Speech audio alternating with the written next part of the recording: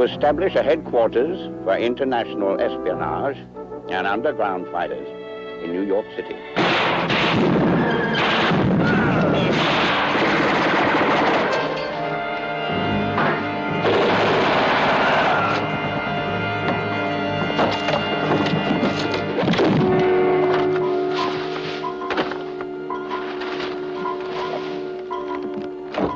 The Enigma cipher machine.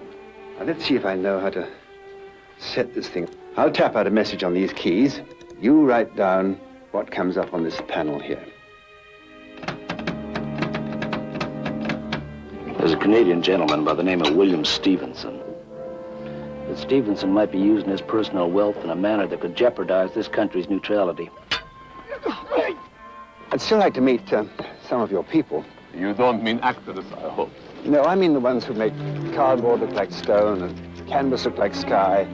Ones with initiative. Oh, gentlemen, I'm afraid you're in the shot. The dark girl in the middle facing this way. Who's she? Her name's Noor Inyat Khan. Speaks 7 languages perfectly. Save yourselves some trouble. Get rid of her.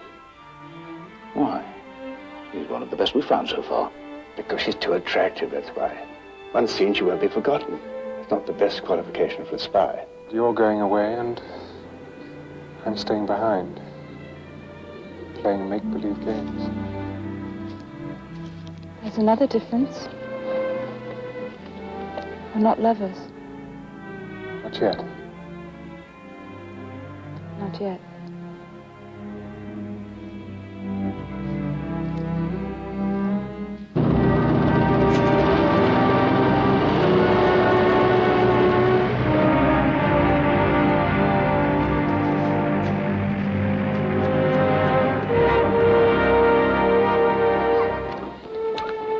Can I help you?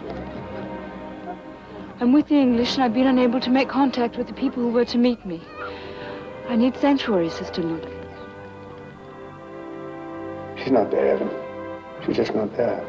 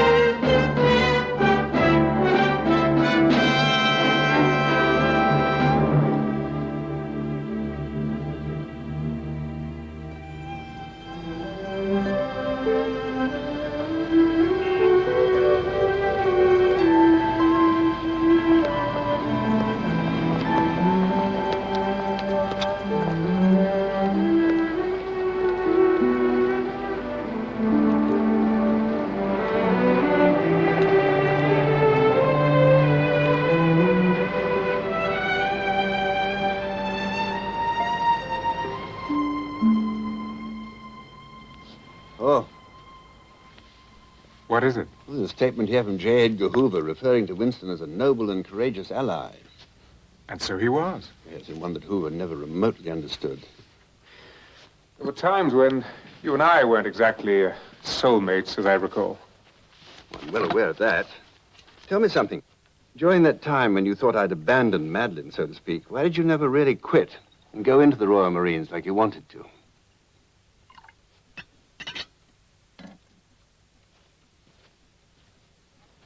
You're not going to like the answer. All the more reason I should hear it. I thought that you were an unfeeling butcher. And the closer I could stay to you, the more influence I could have over you. You were young. And in love. Sounds like a part of you still is. Oh, I don't know. Man my age.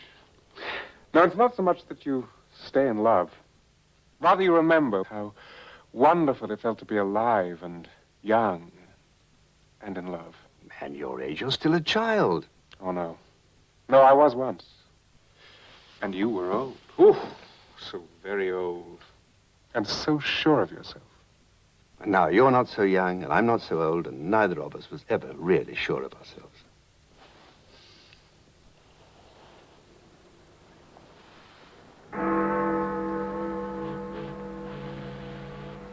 My chiefs of staff tell me Enigma is invaluable. It's as though we had their battle plan in front of us. I'd say the same thing. And to put it bluntly, why are we not winning? How's it going over there, by the way?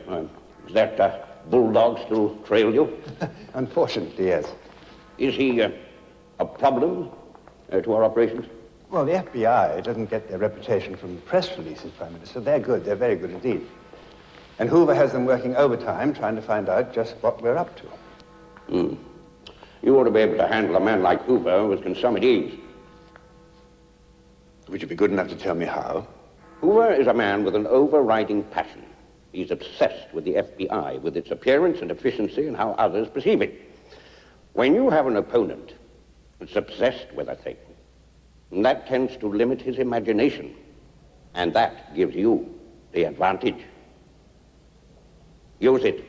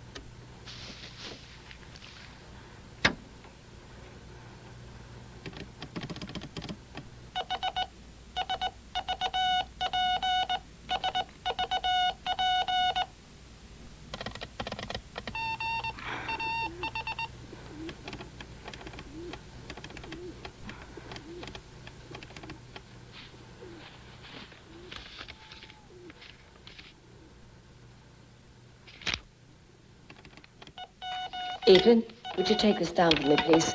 I'll be back directly.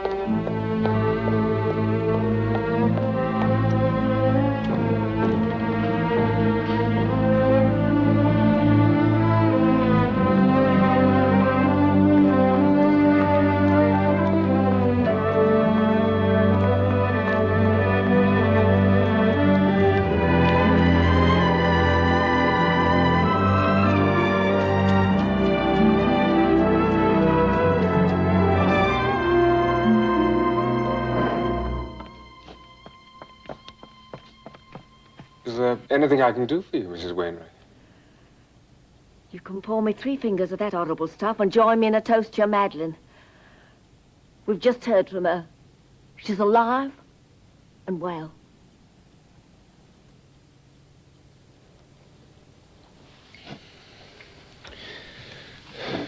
Thank you very much, Mrs. Wainwright.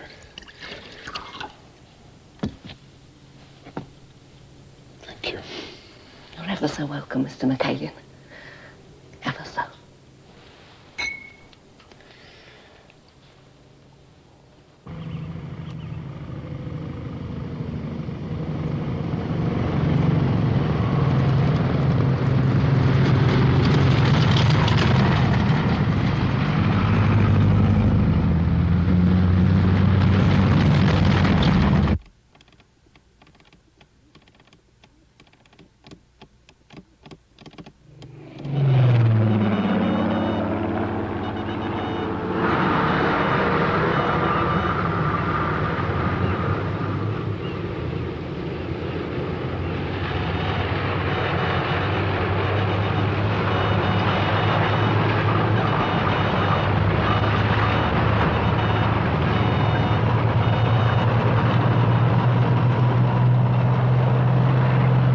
All I want to know is what you've managed to find out so far.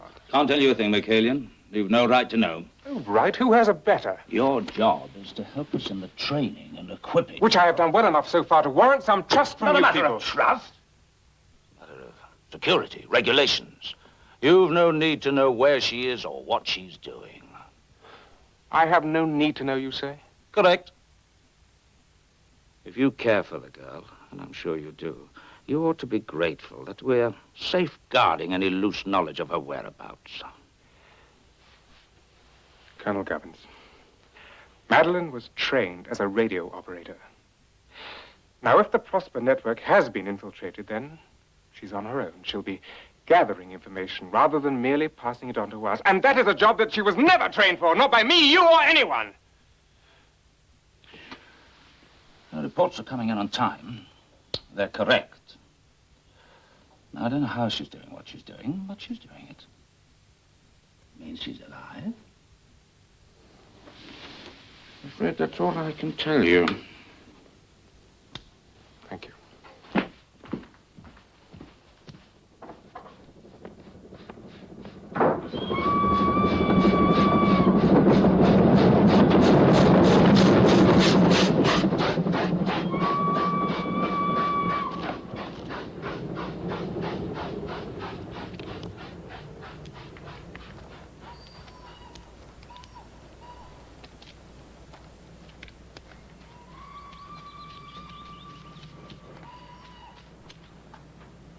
Hey! What are you doing down there?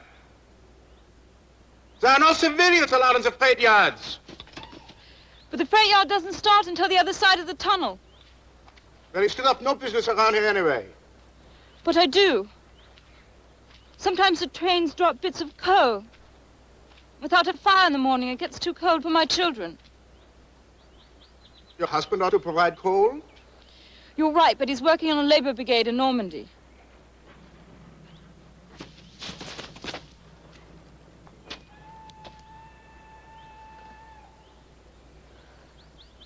Can't the Third Reich spare a few lumps of coal for my children?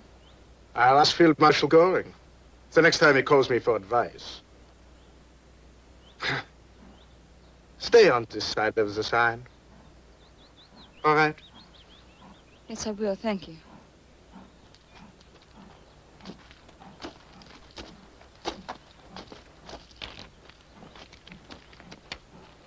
It must be lonely with your husband so far away. The children keep me company. Children can't fill all your time, can they? I can see you're not a father.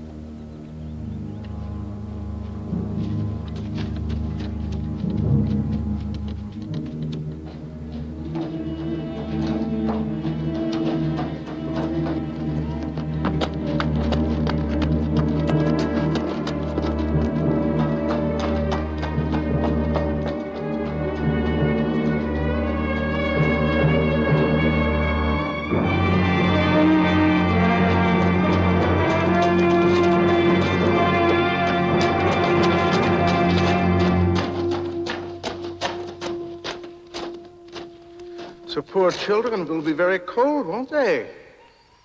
I know I promised you I wouldn't come in here. I'm tired of hearing about your children. Do you know that? I'm tired of being looked at as a monster. I'm tired of being called a killer of innocence. I'm tired.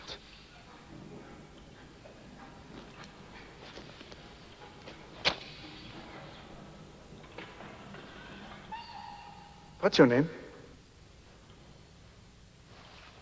Marie. My name is Ernst. No one has called me here since I came here.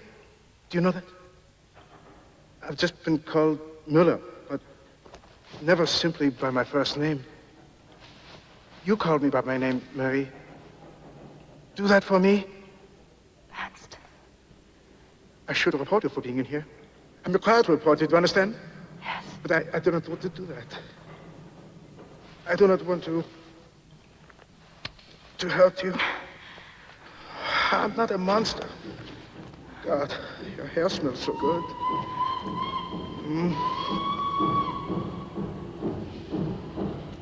Let me touch you. That's all. Just let me touch you.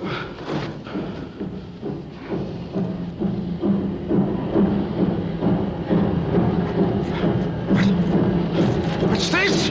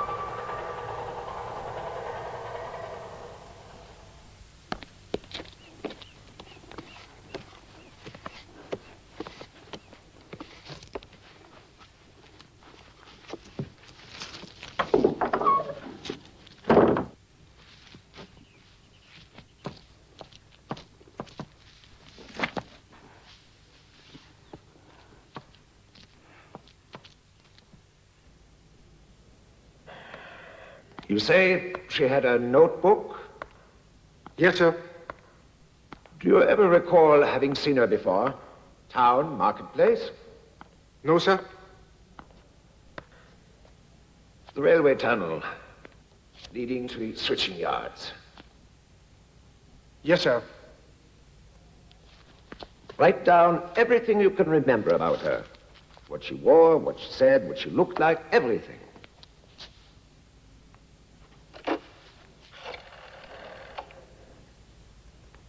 Gestapo.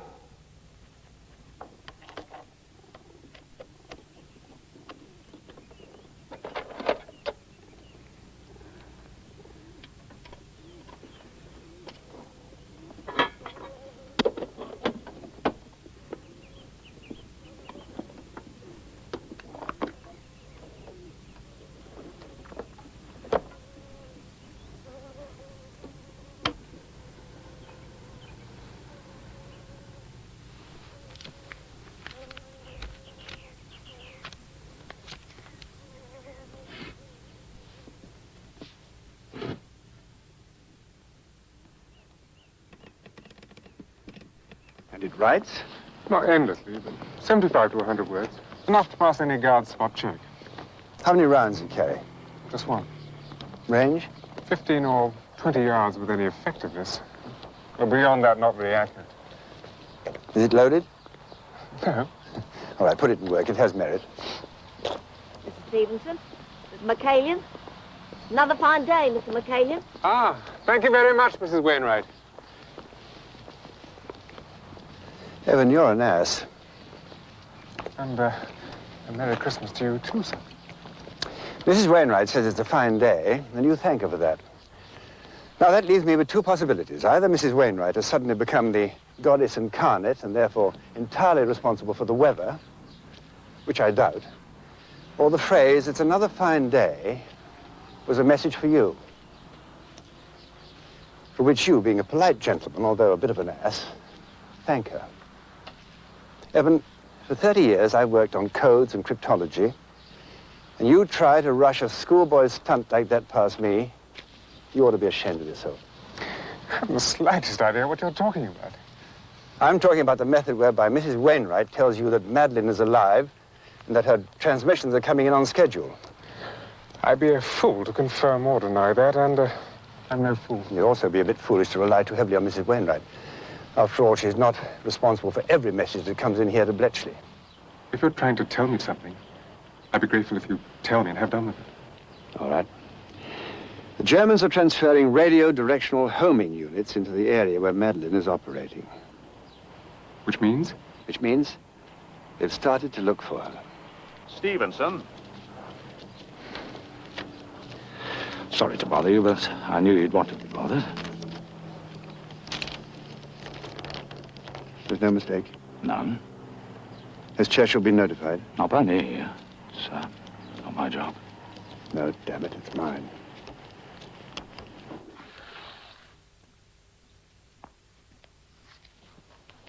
I'm sorry to disturb you, Prime Minister. Well, think of it as a long, wide, soft desk. Now, if it's brought you from Bletchley Park, it must be important. Please, don't let it wait. We've just received word, sir, that Hitler has given orders to the Luftwaffe to bomb Coventry. We've cross-checked it and verified it a dozen times. Consensus is the raid will take place at the end of this week. A large raid? Not just a symbolic gesture? From the number of squadrons involved, it will be an all-out effort. But there's no possible strategic advantage in bombing Coventry. There's no possible value in it. The value, Prime Minister, is that Coventry is not a military target. The city is undefended. But Hitler wants to demonstrate to the world that any time he feels like it, he can flatten a target in the middle of Britain. Could we stop an all-out effort, do you think? Possibly. And if we did so, wouldn't that tell the Germans we had prior knowledge of the raid? Yes, sir, it would. But the children, at least. Evacuate them? Yes. It's too big an operation, Prime Minister. We could never keep it secret. They'd find out as soon as we started. You discuss this with your department? Yes, sir. They are in agreement? Unanimous. You understand what we're talking about, don't you? We are talking about letting innocent civilians die without making the slightest effort to warn them, to save them. We're talking about letting that mad Nazi obliterate the most cherished, the most beautiful town in our land. I understand, sir, what we're talking about. Coventry is only a few miles north of Bletchley, and many people working at Bletchley have their families living in Coventry, including, incidentally, Colonel Gubbins. Oh, Lord. So, either we defend Coventry to the hilt and give up our only intelligence advantage, or we sacrifice Coventry to save our country. Is that it? Yes, sir. Care to give me your recommendation? No. I don't have to tell you how much I was hoping that you would have a plan that could persuade me there was something we could do. Then they would give up their Enigma machine, and we'd be right back where we were 1 year ago, unable to anticipate a single move. But it's your decision, sir. I am Prime Minister. Don't forget, I am not Chief of the Imperial General Staff. Will that be all, sir? Yes, that's all. Medical units. Sir? Is there some way we could find to alert some additional medical units? Could we do that much? I suppose we could arrange some kind of first aid exercise that would bring additional units into the city, yes, sir. Then do so. Any further orders? No. No further orders. Just leave me, Bill. Just leave me alone.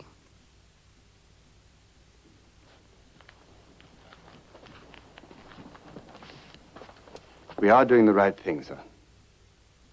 There are people living tonight in Coventry who will not be living in 3 or 4 days. Their deaths will be directly attributable to our discussions here tonight. They will be dead. And we will be right.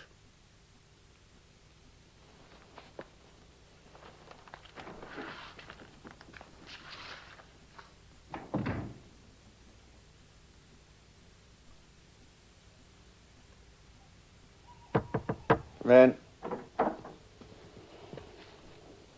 It's Michaelian, sir. Are you still out? Yes.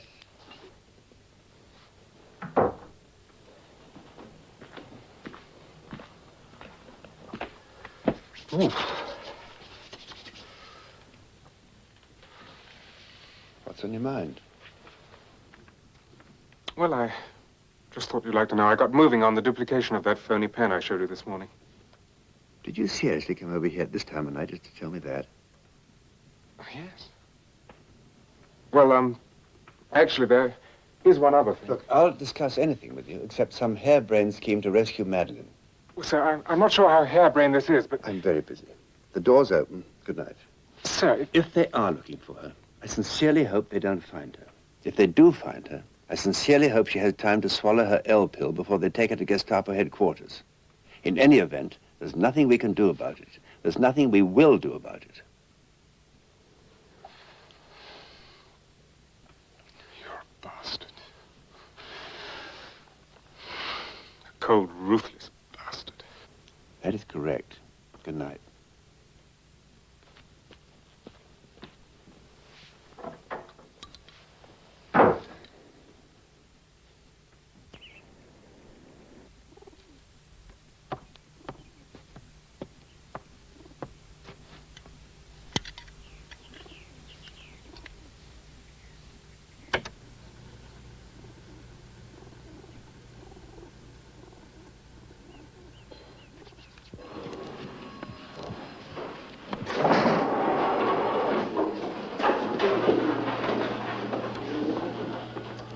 Morning, Mrs. Wainwright. Morning, Mr. Poindexter. Morning, Mr. McCallion. You're early. Oh, well, I'll wait.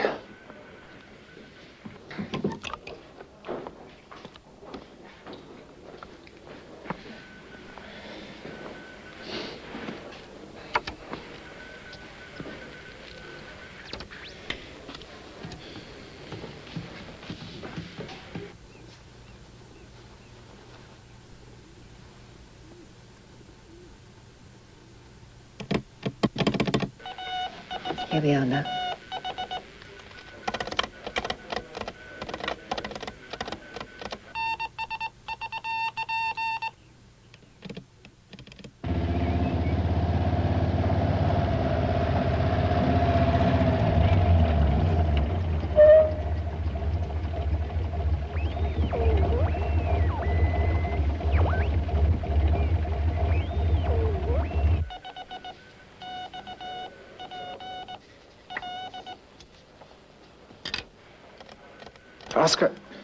Ask her if her position is secure. Not authorized, Mr. McCallion. I'll ask her no such thing. Well, how much longer could it take? Another 20 seconds. Please, Mrs. Wainwright.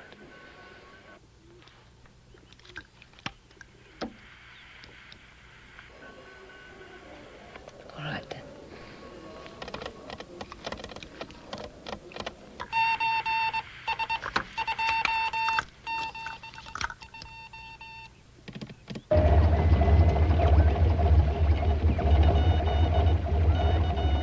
Good. Next location.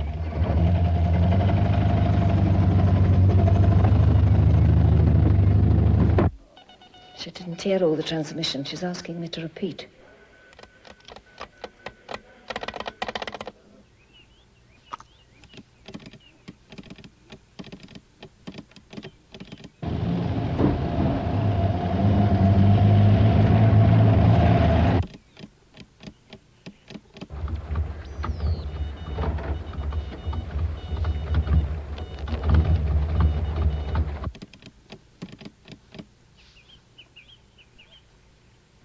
Position secure.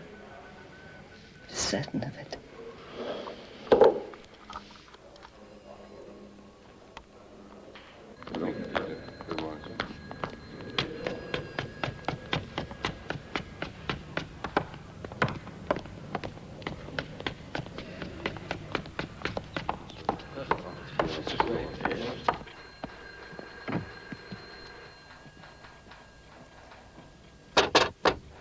Colonel Jurgen? John.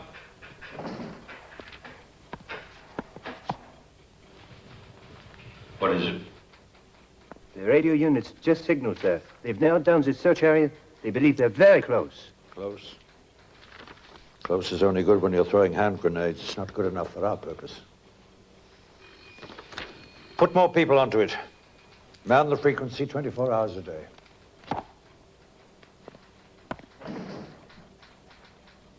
Keep talking, whoever you are. We'll keep listening.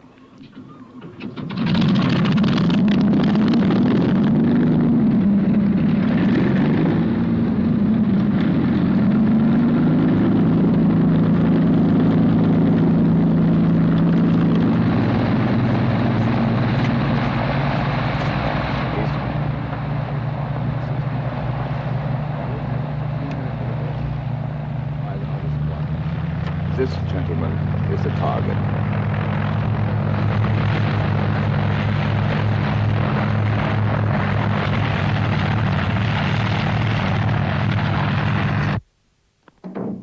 Can you decode this for me, please? Yes, of course.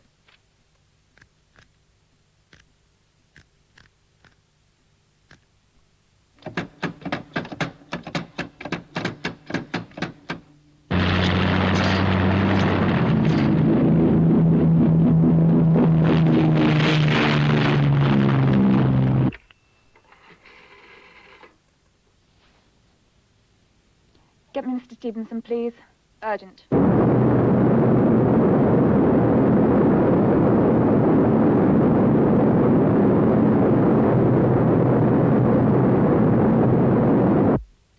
I see. Get 10 Downing Street on the Scrambler and tell them exactly what you told me. Thank you. It's tonight. God help them.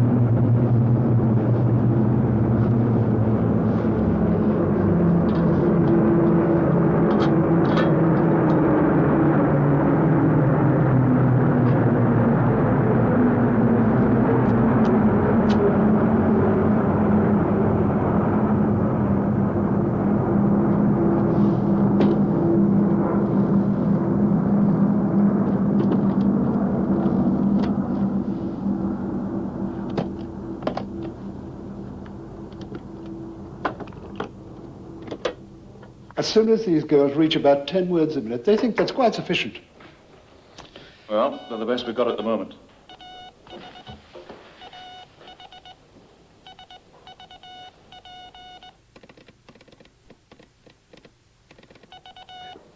The agent, Madeline, she has an assigned transmission time, hasn't she?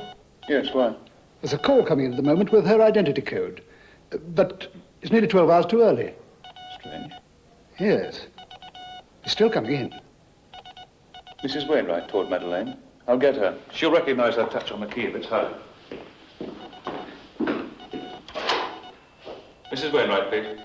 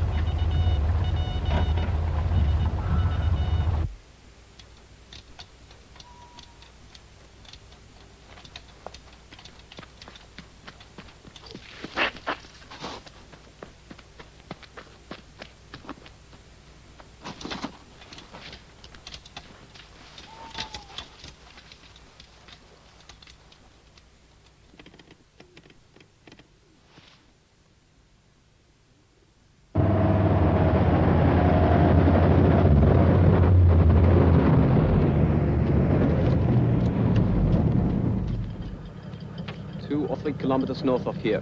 The second unit's coming in from the other side. Would it be out in the open? There'll be a structure of some sort, farm, barn, house, something like that. 2 or 3 kilometers north.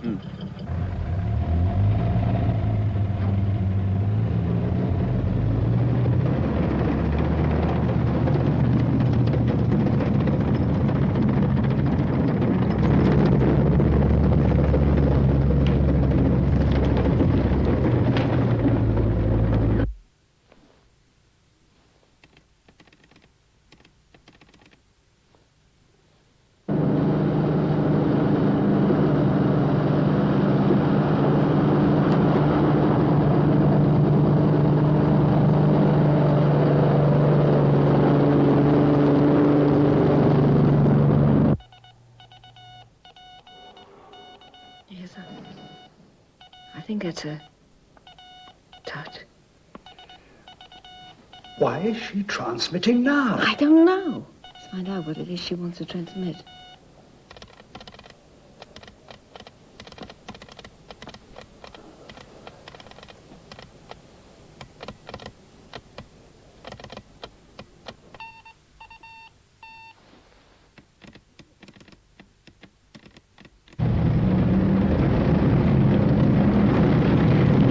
Planes.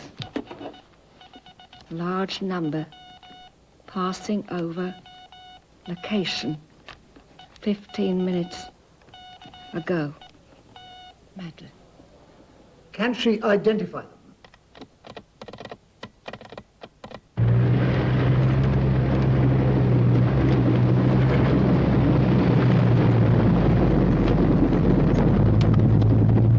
She can't be sure. She believes they're all multi-engine aircraft. Can she be more specific about the number?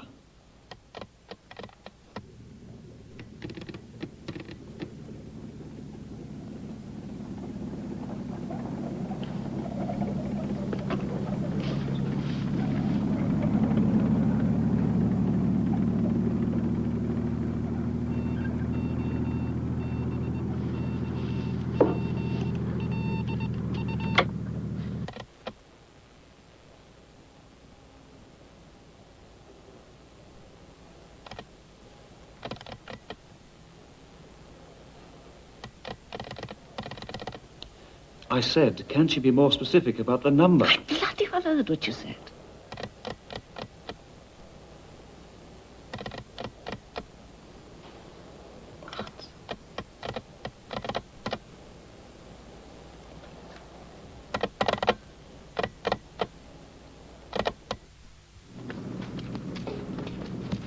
Quietly.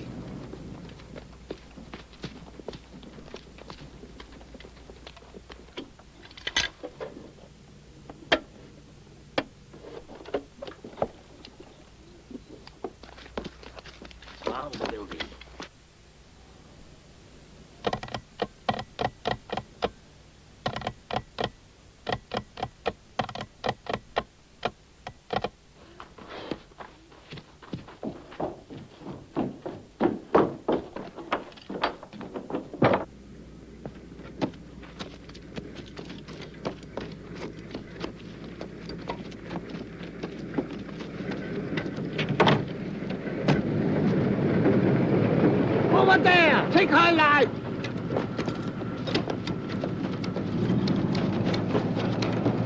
Quickly now, let's move!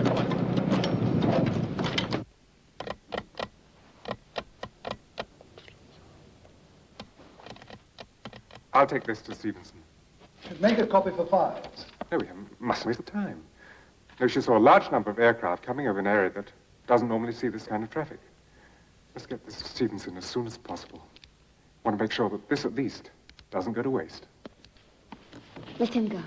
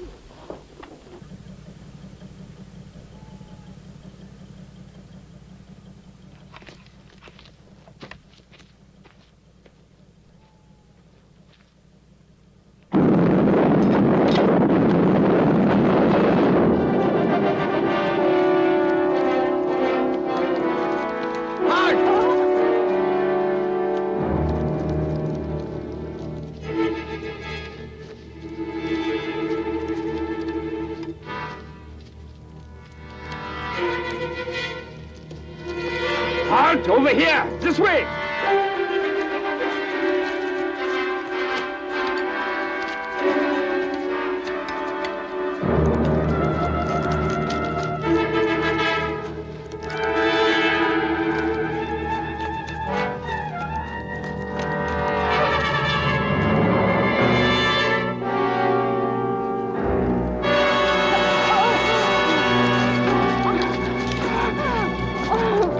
Spit it out! Spit it out!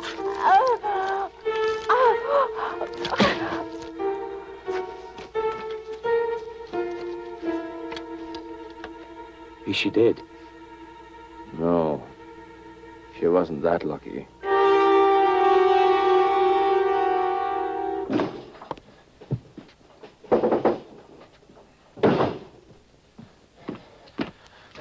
This just came in from Madeline, sir. I thought you ought to see it. Couldn't it wait till the morning? No, sir, I don't think it can. I'm sorry, I didn't realize you were so busy. Read it to me. She reports a large number of enemy bombers flying this evening over an area that normally doesn't see that kind of activity. What do you think? Will it change anything? Nothing at all. Just pass the message on through the usual channels. Yes, of course. Well, thank you, Evan. Oh, make sure air defense is notified. And keep us informed of any development, eh? She didn't sign off. Well, she broke off in the middle of transmission. I'm sorry to hear that. Maybe mechanical failure. We'll keep our fingers crossed, hmm? Yes, well, I'm glad at least you can show that much concern. Evan, a child knows the world purely from the standpoint of his comfort, his warmth, his hunger, and so forth. But a man knows that there can be other factors way beyond his control. So please try to judge Gubbins and myself not the way a child does. We can't ask you to share our pain, just know that it does exist. I see. Well, good night.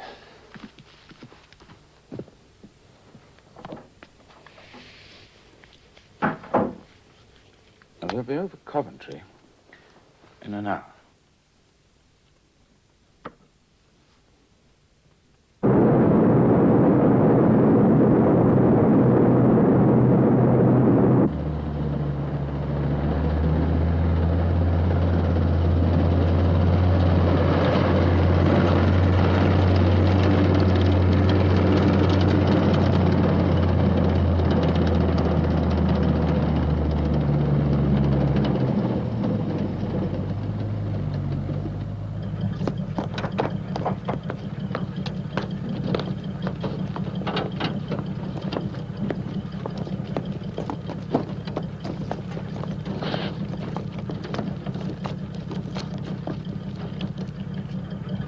Yes? It's her. Inside. You heard the colonel. Get her inside.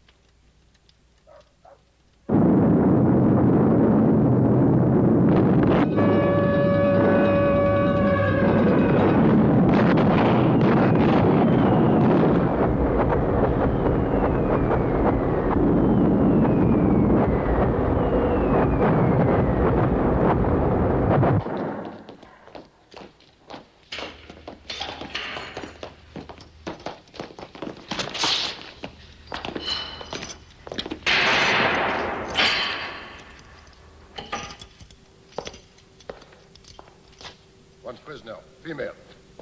Prisoner received. Heil Hitler.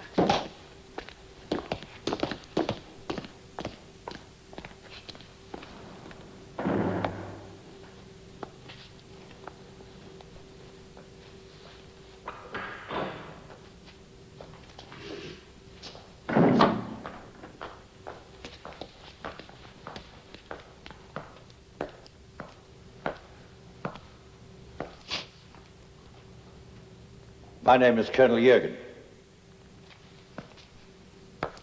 I will be in charge of your interrogation. Now, there are a number of schools of thought regarding interrogation, and I think it might be beneficial, educational even, if I tell you where I stand in this matter. I do not enjoy pain. I do not enjoy experiencing it, and I do not enjoy inflicting it. But I've seen enough pain in my present post to know that there's one thing to be said for it. It is efficient. It does work. It does achieve results. Sometimes quickly, sometimes not so quickly, but the results are achieved nevertheless.